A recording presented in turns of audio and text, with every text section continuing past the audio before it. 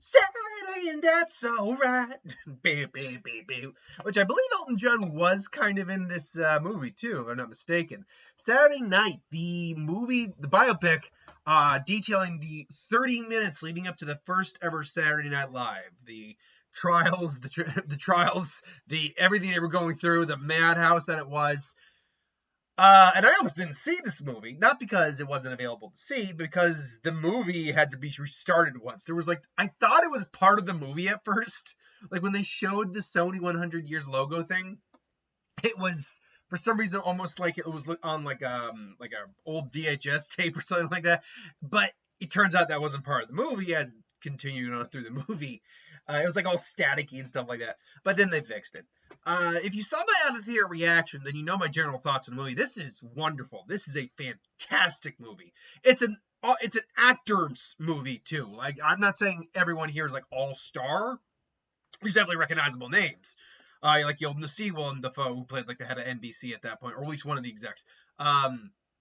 Milton Burrows, played by J.K. Simmons, he shows up. Dylan O'Brien plays Dan Aykroyd.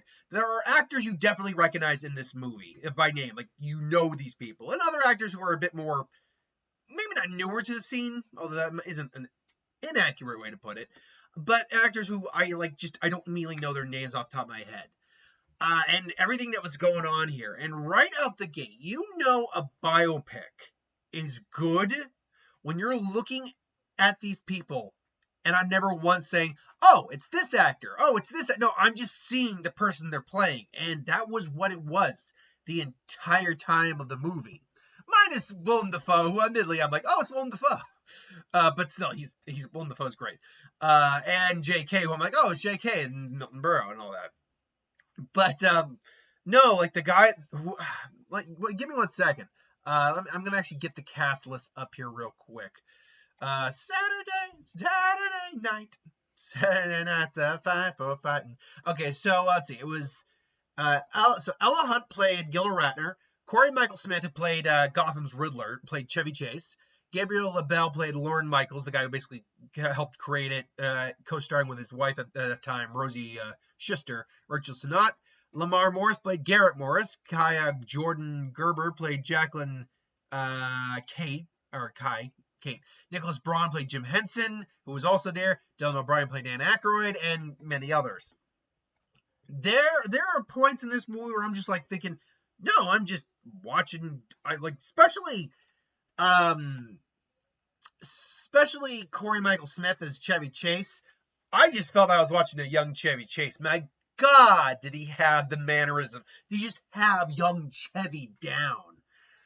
The guy, you know what? I do have to find though the person who played Belushi, because I swear to God, it was hand to God. I swear it was like they had brought John back from the dead. It really was. This guy, he looks like Belushi. He has the energy of Belushi. He also has the problems of Belushi. Matt Wood, that's who it was. He has the problems of Belushi. Man, Belushi was a comic genius ahead of his time, quite frankly, I think. Not necessarily in the material he was... Oh, I just paused there. Not necessarily in the material that he was doing, just in who he was as a comedian. The problem is, though, he was also so much of a guy who did not give two shits. It was so much of a party animal who would abuse his body to the umpteenth degree that it... Man, the guy had demons. He really did. We lost him way too young. But man, because when you really break it down, John Belushi really doesn't have a huge list of movies. If I were to think of his biggest ones, The Blues Brothers, obviously he was famous for being on Saturday Night Live, Animal House. No, he's not in The Burbs. He's in something else. There's another one I'm already blanking on some other things that it's. His list of movies is relatively thin, but again, that's just because he died so young.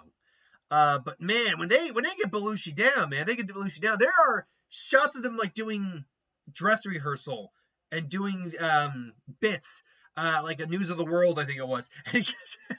And I swear to God, it was like I was just watching Belushi do a skit, and everyone in the theater, which there was only like 5 of us, but everyone in the theater was cracking up because it just like he just starts going on, saying, in spring, winter is winter, and it's like a lion, and then but it comes out like a lion without a mane, and then the dingo, and you think the dingo would be in Australia, but that's the thing, it's not in Australia. It just keeps going on, and I'm cracking up in my seat. Because I'm like, I miss John Belushi so much. He's been gone. Oh, Christ, he's been gone 50 years. Think about that. Holy crap. Because he died, I want to say he died 1980. That's when I want to say John Belushi died. I'm going to look that up right now. He died 1980. But, like, he's been gone. 82. So, yes, he's still been gone 50 years. That's insane to think about. Like, my God, it's been that long. And yeah, I still miss that man like crazy. I mean, he was, 30, born 49, he died 83. So, he was about 33 when he died. Like I said, he died young. But, I mean, if he were alive today, he'd be 83. I don't know, based on the amount of, the partying he did, even if he didn't OD and maybe got clean, I don't know if he'd make it to 83 based on all the crap he did to himself. But everything about that was awesome. Dylan O'Brien is Dan Aykroyd. The minute I'm hearing, I'm like, oh, that's Dan. And like, holy crap, like that is just Dan Aykroyd he's playing. Like I said, Smith as Chevy Chase. Billy Crystal, the character anyway, shows up. For a little bit. George Carlin, Jim Henson, everyone is just playing this to a T, and it's perfect. But it wouldn't be so perfect if we didn't actually see, like, they didn't have a good script, they didn't capture the characters properly, but we didn't have a story going of a guy who has this idea for the show, but it's an idea that's so raw and so new that he doesn't even know how to describe it till the very end of the movie. And like him just wanting this is not just his break, but everyone's break, and the forces working against him and them, and like the people wanting him, like they would love for him to see, but they also just don't care really. And then you get the people looking down on him. It's just such a well put together movie.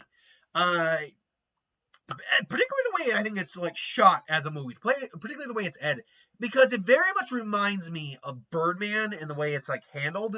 It's not all one take. It's definitely not. We definitely get plenty of edits, but there are a lot of scenes that are single takes where we're just following Michael Lorne, just trying to like keep everything together.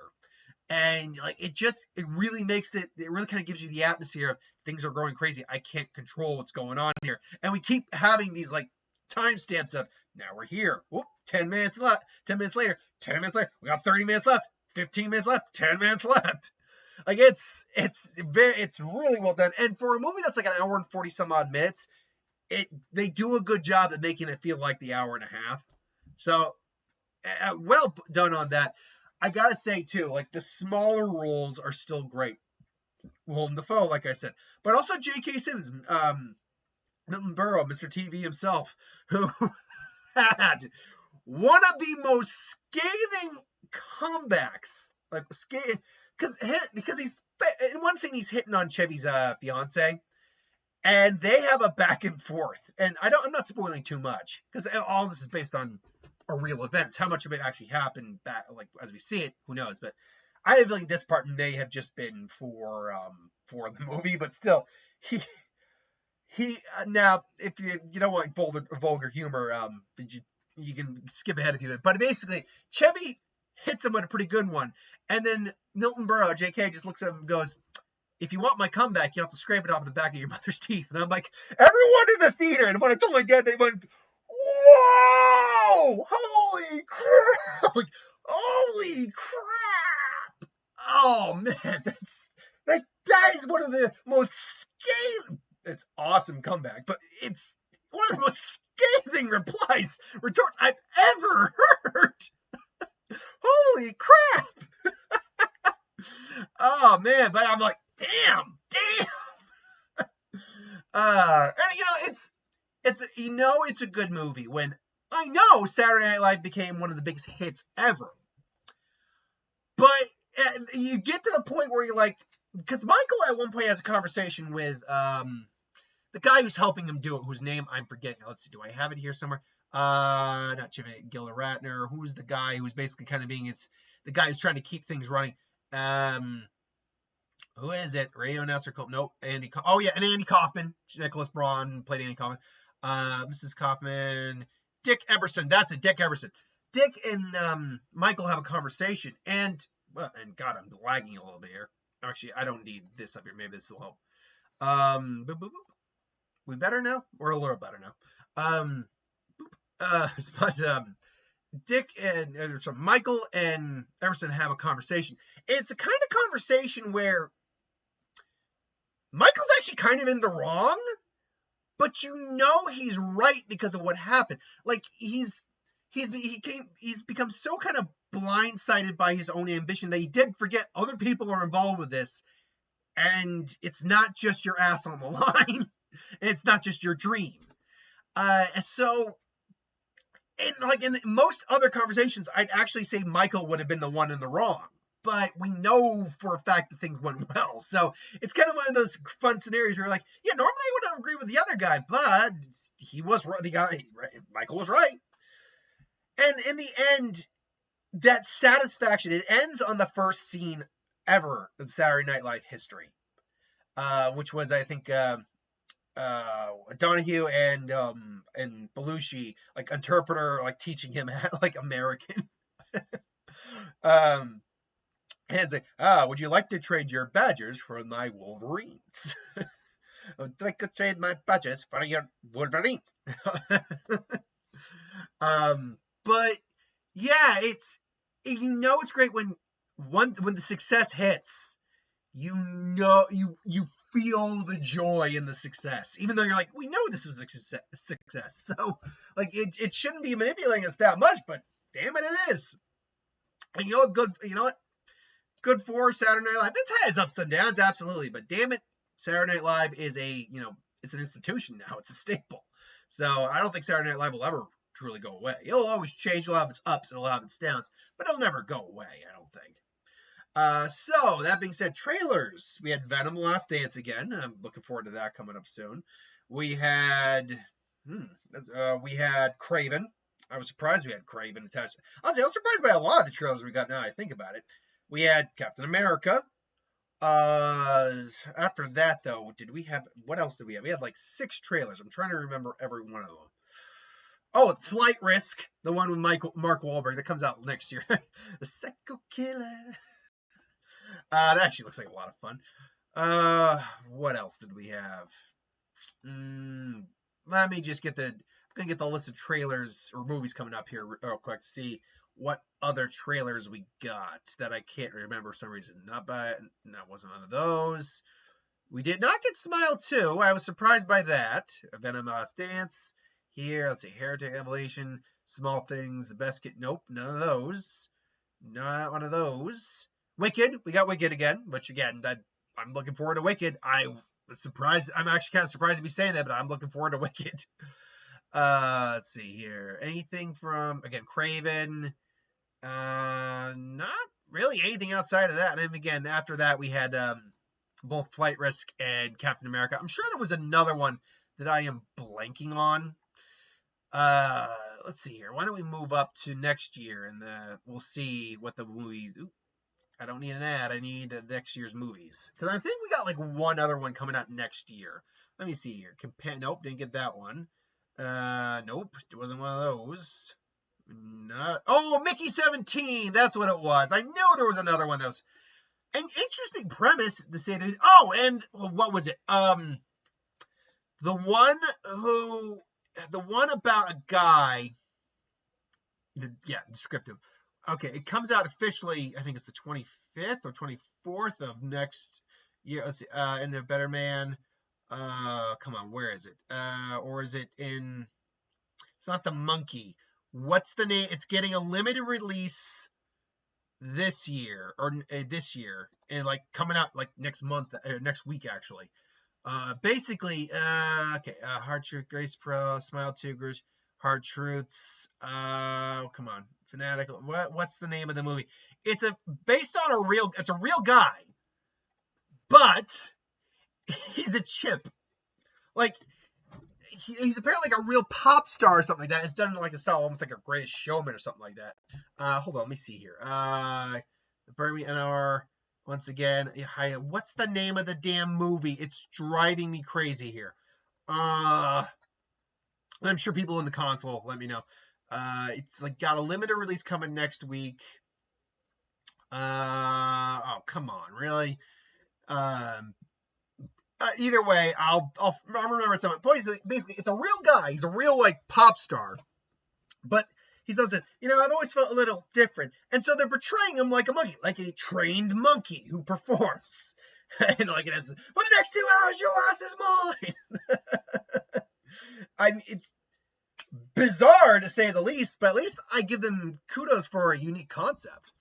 Either way, though, Saturday Night, definitely one of the better movies of the year. It's going to be in my top 10, definitely. Unless 10 other movies can come out this year to usurp it. I mean, I definitely got a couple best movies of the year so far, guaranteed.